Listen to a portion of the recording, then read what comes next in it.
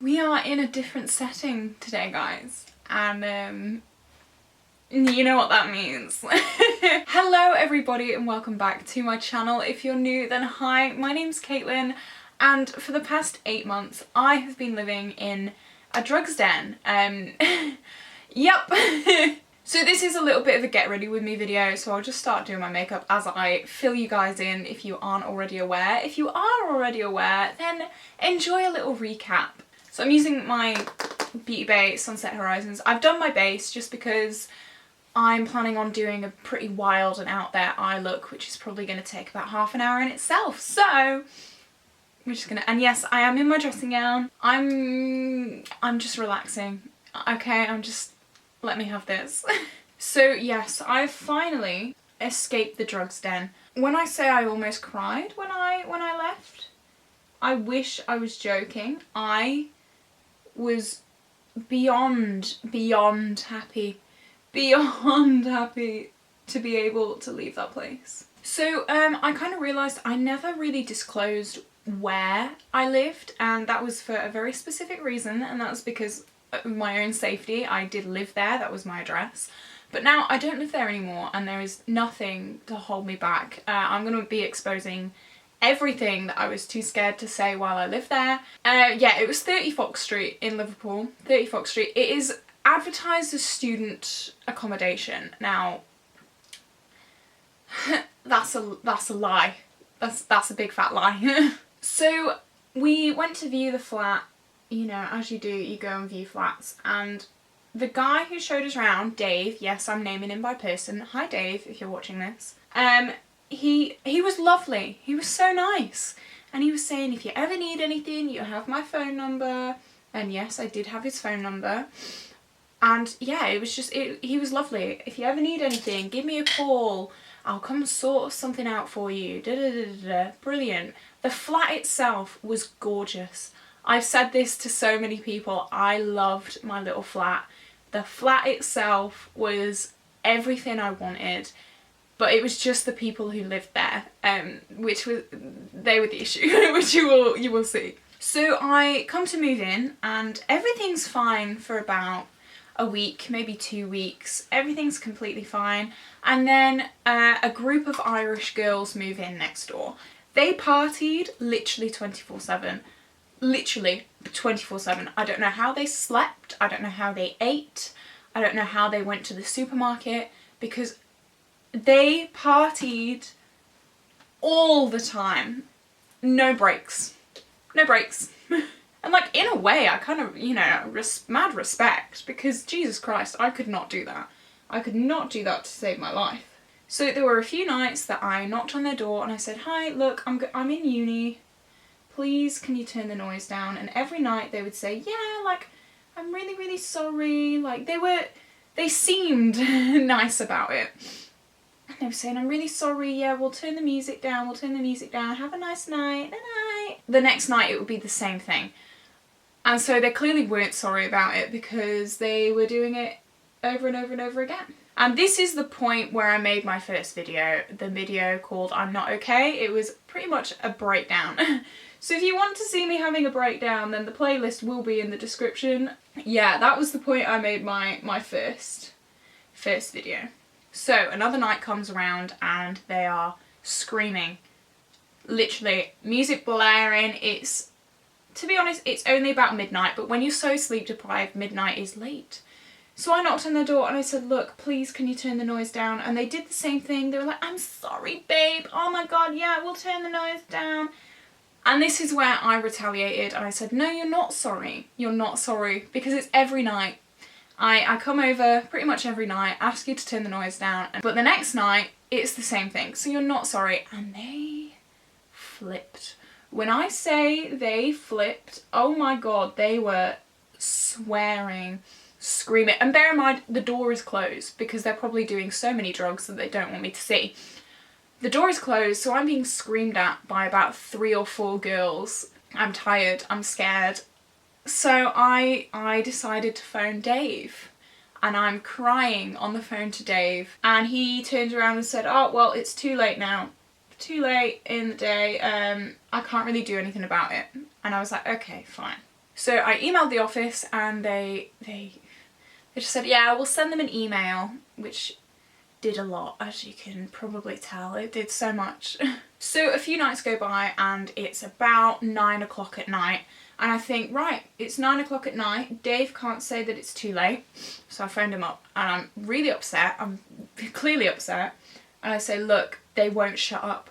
They won't shut up. I've asked them to be quiet so many times and they're not. They just ignore me. They scream at me. They swear at me. Can you please come and sort it out? And he says, oh, well, I'm in bed now, though. I'm in bed. Nothing I can do. Bye. Good luck. So that's when I was like, okay, well, Dave isn't going to help me. Clearly. He's not going to help me. He's supposed to be the person who will help me, and he's just not going to. So I email the office, I phone the office, and I'm like, look, get me out of here now. Because I haven't slept in about a month at this point, and I'm saying, look, I'm almost collapsing at uni. I'm doing a very physical course at uni. Please help me. So it gets to the point where I'm emailing and complaining to the office. My mum is emailing and complaining to the office. And my uni is also emailing and complaining to the office because I'm almost collapsing in dance every day because I'm not getting any sleep. So my uni are also complaining. They also told me, the office, that it was a 3-strike system. If you had 3 separate complaints about you, then you will be evicted. These Irish girls next door to me had many more than 3, because I know a lot of the other neighbours were complaining about them as well. But we move on, we digress. So it gets to the point, the office say, look, we're going to move you. We're going to move you to a different apartment in a different block. It's going to be fine. There has been no complaints made, remember that. There's been no complaints made in this new block. It's full of nice people, like-minded people who are just here for uni, yada yada yada. So I thought it was my lucky day, but oh my god, this is where it really gets good. It really gets good. So my move out day is a day that I'm in uni, and thank god I was in online uni because someone from my class had come down with COVID, so we were all self-isolating. Now, I have a whole apartment full of stuff. I got help from one guy for about half an hour who moved my chest of drawers. Everything else I had to move on my own. I didn't have any help doing it. I was juggling uni, online uni. In my breaks, I was taking all my stuff on my own from one block all the way down. From one block, I had to go down the corridor, down the elevator, out, through the car park, into another building, up the elevator, through another corridor and into the apartment. Only had help for about half an hour of that. I mean, can't complain too much because what can you do? So I finally get in this new apartment and everything seems fine.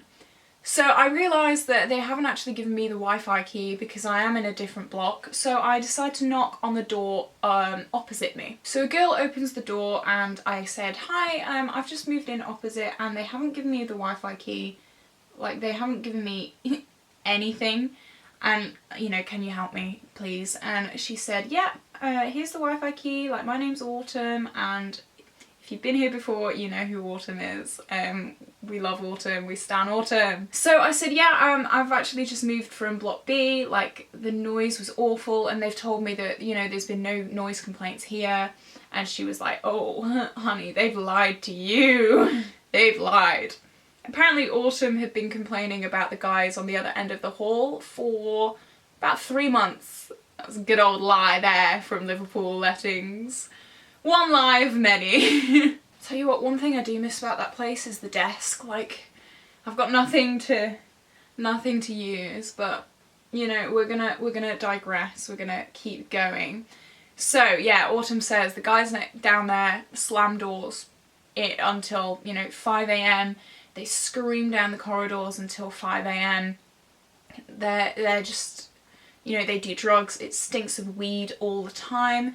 They party, they have people round, and at this point, this is when COVID restrictions were really quite, I don't know what the word is, they were serious, no one was to be around in your apartment, but these guys were having people round constantly, and when I say people, I mean like 30 plus people round. This isn't just a few lads having a drink, this is like madness. So by this point I'm a little bit down because I've been lied to. I hate liars. So I've been lied to by Liverpool Let-ins, and I think I'm in for just more of the same. And for a few weeks, to be honest, for a few weeks I was loving my life. I was, oh, it was so nice, it was so quiet. Yeah, the guys down the hall were a little bit annoying, but I mean, after what I dealt with, I could deal with it. And me and Autumn became really good friends. We would talk, we call them corridor chats.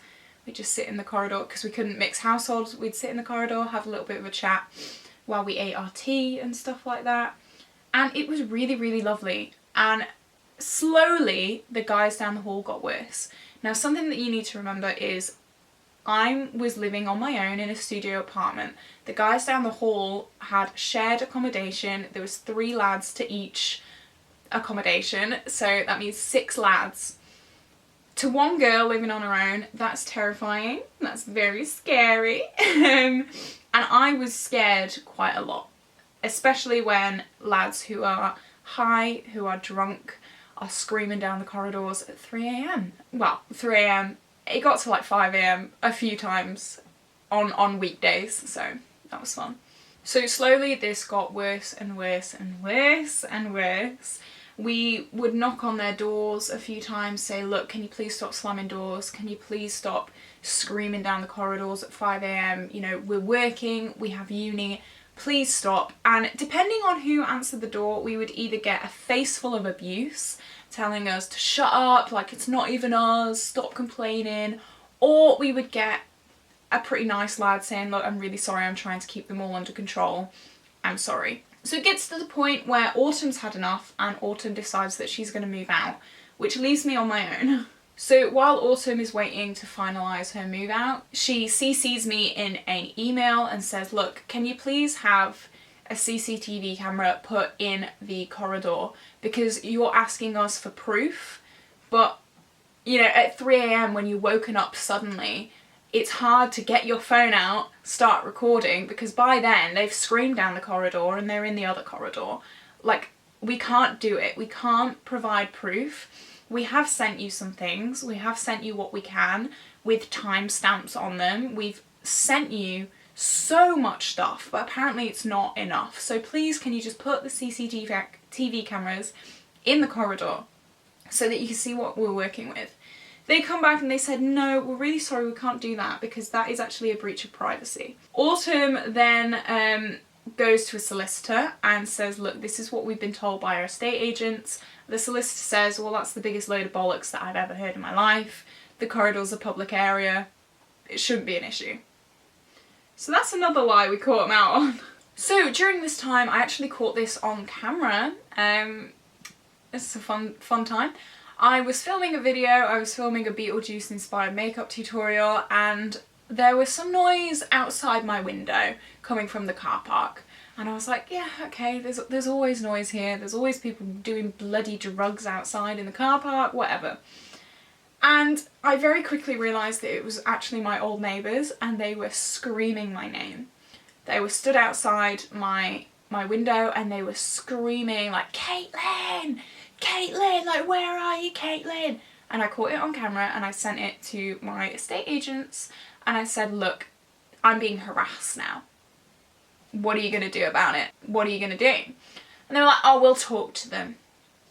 I'll talk to them. You'll talk to them.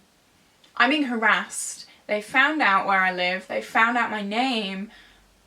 And you're talking to them. I thought it was a 3-strike policy. And I'm not being funny, but harassment is a pretty up there offence, you know? I'm going to cut my crease. I might do it off camera just because it's going to take a while. Okay, crease is cut. Not very evenly, but we're gonna ignore it. Where were we?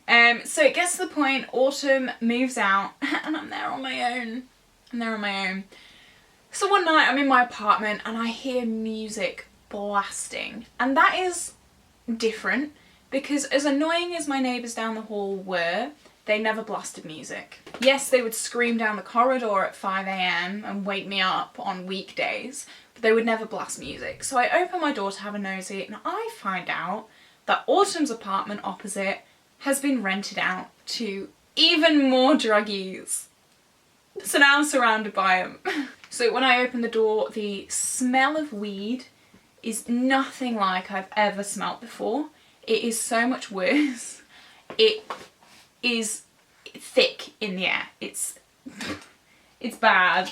So at this point I am sleep deprived, I'm shocked, and I'm worried now. I'm for the first time seriously worried because I'm surrounded by it.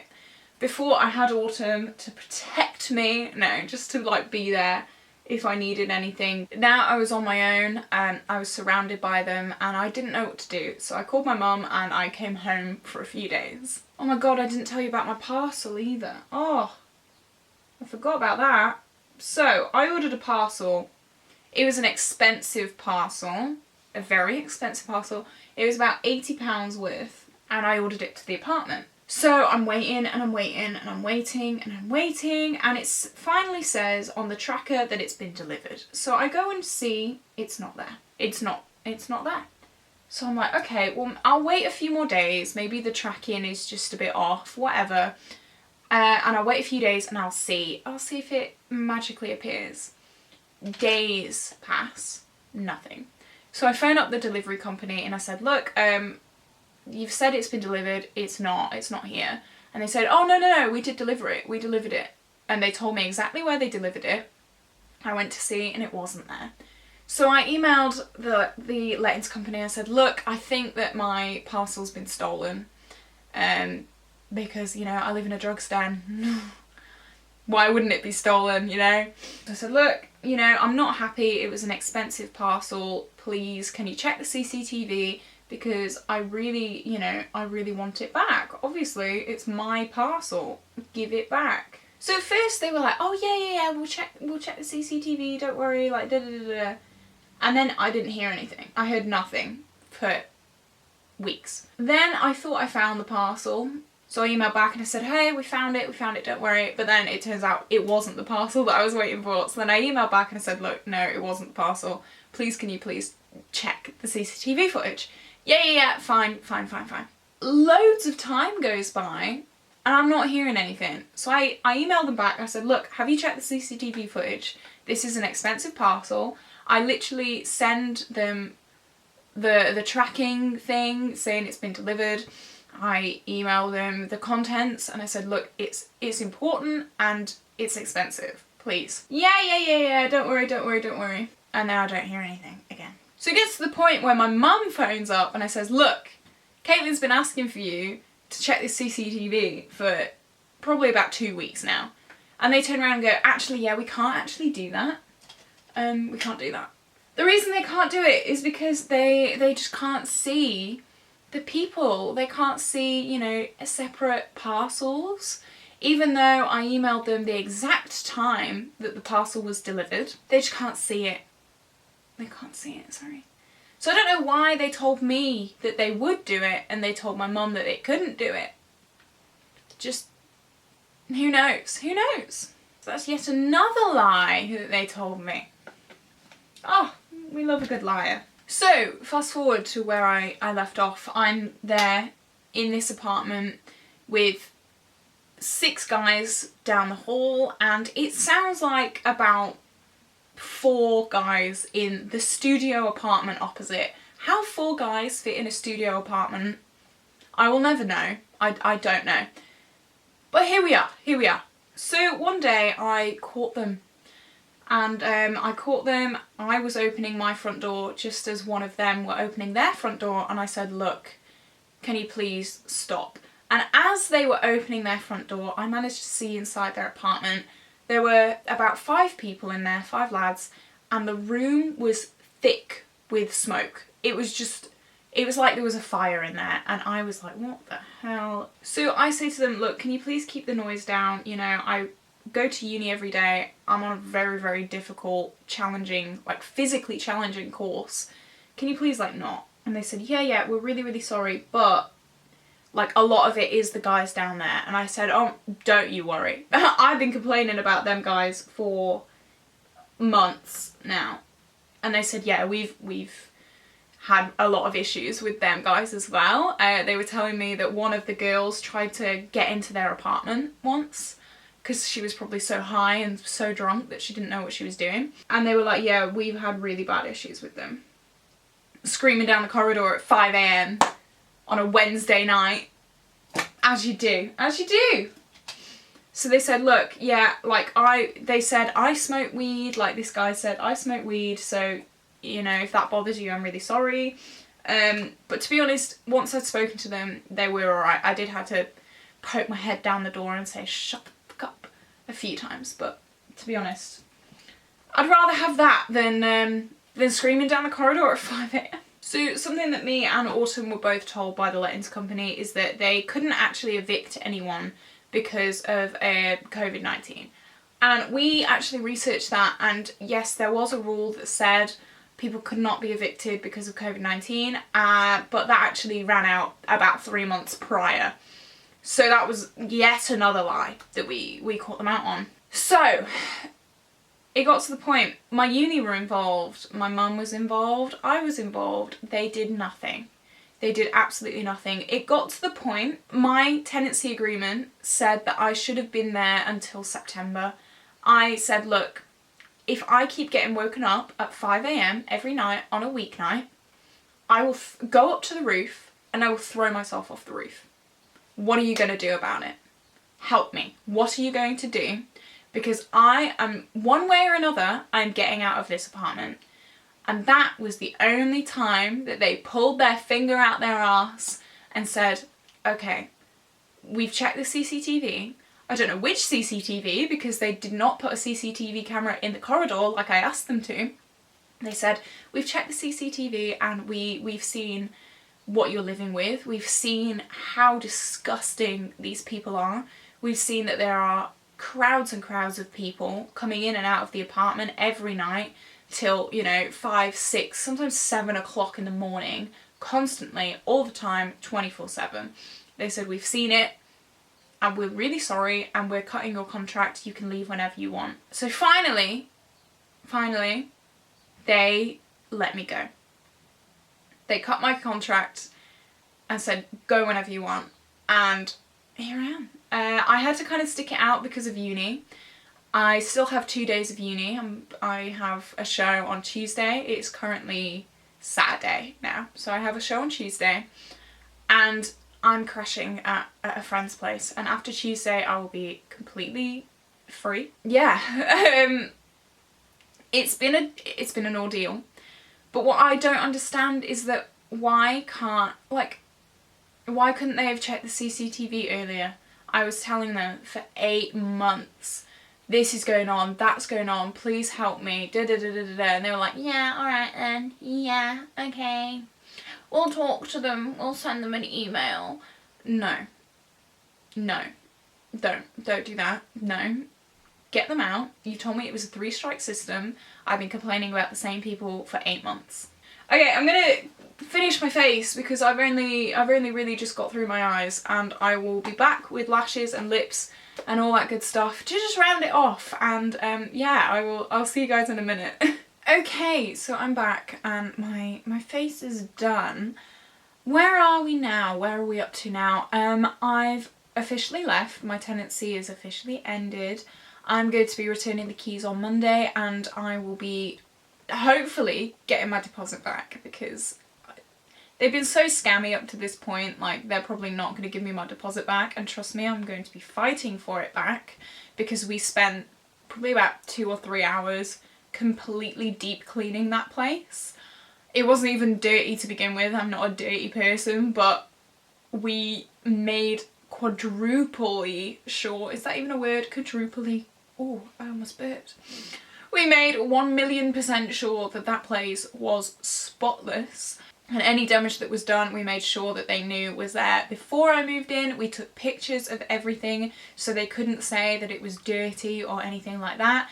I'm fully expecting to fight for my deposit back, but I'll let you know in a video sometime. I'm hoping that this is the end of my Nightmare Neighbours saga. I really hope I don't have to talk about Nightmare Neighbours ever again.